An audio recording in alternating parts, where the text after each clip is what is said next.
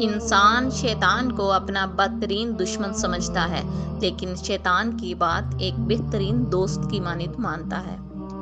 سب سے اچھی زندگی وہ بسر کرتے ہیں جو اپنی ضرورت پوری کرنے کے لیے اللہ پاک کے علاوہ کسی اور پر بھروسہ نہیں کرتے۔ حضرت عمر فاروق رضی اللہ تعالیٰ عنہ نے فرمایا، جس نے رب کے لیے جھکنا سیکھ لیا وہی علم والا ہے، کیونکہ علم کی پہچان عاجزی ہے اور جاہل کی پہچان تکبر ہے۔ آزمائے ہوئے کی دوبارہ آزمائش کرنا اور ہر شیریں زبان کو دوست سمجھ لینا خطرناک ہے۔ حضرت ابوبکر صدیق نے فرمایا، علم پیغمبروں کی میراث ہے اور دولت فرعون اور قارون کی میراث ہے۔ اللہ تعالیٰ دنیا کی دولت اسے بھی دیتا ہے جسے وہ پسند نہیں کرتا، لیکن دین کی دولت صرف اللہ تعالیٰ اس کو دیتا ہے جس سے وہ محبت فرماتا ہے۔ حضرت علی رضی اللہ تعالیٰ عنہ نے فرمایا کہ تم کسی کو چاہو اور وہ تمہیں ٹھکرا دے تو یہ اس کی بد نصیبی ہے، اس کے بعد تم اس کو زبردستی اپنانا چاہو تو یہ تمہارے نفس کی ذلت ہے۔ گناہوں کی وجہ سے زندگی تنگ ہو جاتی ہے۔ اگر کوئی چیز بھی تقدیر میں نہیں لکھی تو پھر بھی دعا ضرور کرنی چاہیے، کیونکہ تقدیر کے سامنے ہم بے بس ہیں، تقدیر لکھنے والا تو بے بس نہیں۔ حضرت ابوبکر صدیق نے فرمایا، زندگی سادہ اور مختصر ہونی چاہیے، ورنہ قیامت کے دن حساب میں بڑی پریشانی ہوگی۔ گناہ نہیں چھوٹ رہا یہ فکر کی بات ہے، مگر ضمیر ملامت بھی نہیں کر رہا یہ خطرے کی بات ہے۔ بس ایک رب کو راضی کر لو تو دیکھنا کیسے تمہارے خلاف لوگوں کی سازشیں ناکام ہوں گی۔ مولانا رومی فرماتے ہیں، ماں باپ کے ساتھ تمہارا سلوک ایسی کہانی ہے جو لکھتے تم ہو لیکن تمہاری اولاد تمہیں پڑھ کر سناتی ہے۔ صرف اللہ ہی ہے جس پر امید رکھو تو اندھیرے میں بھی راستہ نکل آتا ہے۔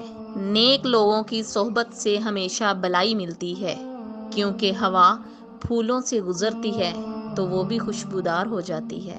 زندگی ہمیشہ ایک نیا موقع دیتی ہے، آسان لفظوں میں اسے آج کہتے ہیں۔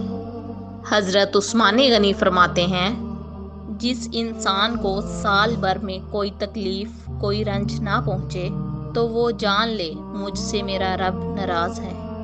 دنیا داروں پر اتنے دکھ مت ظاہر کرو، یہ وہاں پر چوٹ ضرور لگاتے ہیں جہاں پہلے سے زخم ہوتا ہے۔ والدین کے چہروں پر محبت سے نظر کرنا بھی اللہ تعالیٰ کی خوشنودی کا موجب ہے۔ جس میں برداشت کرنے کی قوت ہو وہ کبھی بھی شکست نہیں کھاتا۔ انسان اپنے اندر چھپی ہوئی نفسیاتی خواہش کی وجہ سے بڑے لوگوں سے مغلوب ہو جاتا ہے۔ گناہ پر ندامت گناہ کو مٹا دیتی ہے، نیکی پر غرور نیکی کو تباہ کر دیتا ہے۔ حضرت علی رضی اللہ تعالیٰ عنہ نے فرمایا، پیسہ انسان کو اوپر لے جا سکتا ہے لیکن انسان پیسہ اوپر نہیں لے جا سکتا۔ صبر کی دو صورتیں ہیں، جو ناپسند ہو اسے برداشت کرنا اور جو پسند ہے اس کا انتظار کرنا۔ بے وقوف کا دل اس کی زبان میں ہوتا ہے اور عقل مند کی زبان اس کے دل میں ہوتی ہے۔ بنا دے مجھے بھی ان بندوں کی طرح اے پروردگار جو سوتے ہیں تجھے یاد کر کے اور اٹھتے ہیں تیرا نام لے کر۔ ہر اچھی بات جو تم سیکھو اس کو پہلے خود پر لاگو کرو اور پھر دوسروں کو بھی بتاؤ، شاید تمہارے بتانے کی وجہ سے دوسروں کی زندگی پر مثبت اثرات پڑیں اور تمہاری آخرت بھی سنور جائے۔ جو شخص اپنا غصہ روک لے اللہ تعالیٰ اس کے لیے اپنا عذاب روک لیتا ہے۔ باپردہ عورت غیرت مند بائی، غیرت مند شوہر اور غیرت مند باپ کی نشانی ہے۔ اگر لوگ تم سے متاثر ہو رہے ہیں تو تکبر نہ کرو، شکر ادا کرو اپنے رب کا جس نے تمہارے عیب چھپا کر تمہیں لوگوں میں معزز بنا کر رکھا۔ اچھا ساتھی وہ ہے جسے دیکھنا تمہیں خدا کی یاد میں مصروف کر دے، جس کی گفتگو تمہارے علم میں اضافہ کرے اور جس کا عمل آخرت کی یاد دلائے۔ وہ شخص کبھی کامیاب نہیں ہو پاتا جس میں ناکامی کا خوف کامیابی کی چاہت سے زیادہ ہو۔ لوگوں کے عیبوں سے اس طرح غافل ہو جاؤ جیسے سوتے وقت تم دنیا سے غافل ہو جاتے ہو۔ سب کچھ ٹوٹ جائے لیکن کوشش کرو وہ امید کبھی نہ ٹوٹے جو کسی نے اپنے سے زیادہ آپ سے لگائی ہو۔ درود پاک زندگی کے اندھیروں کو اجالوں میں بدل دیتا ہے۔